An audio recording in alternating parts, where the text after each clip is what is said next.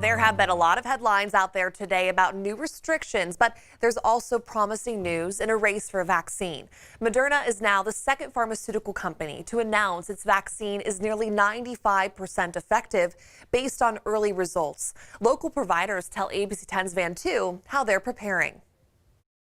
As soon as a coronavirus vaccine is approved, Pucci's Pharmacy in Midtown Sacramento will be ready to administer them, thanks to a federal pre-approval process. We have already signed those agreements with the CDC and with the wholesalers. In the best case scenario, pharmacist Clint Hopkins says a vaccine could be shipped to providers like him in a couple of months.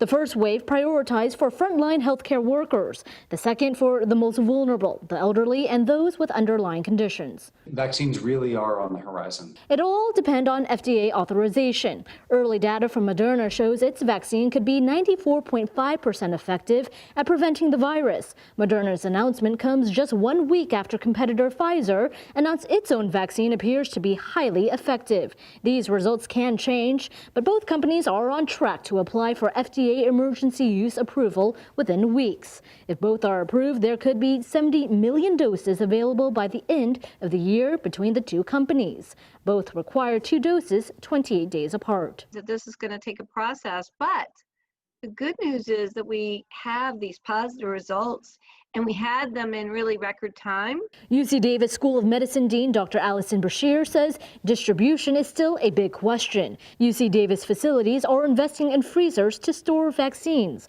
While Pfizer's vaccine requires ultra-cold freezers, Moderna's vaccine can be stored at standard temperatures, making for a less complicated distribution process. Brashear says it's extremely hopeful news, but cautions widespread vaccination will take a longer time. Until then, she says everyone should mask up and wash their hands. That's our primary mode of defense now. And keep in mind, just last month, the governor announced California will not allow the distribution of any coronavirus vaccine until a panel of state experts can independently review it.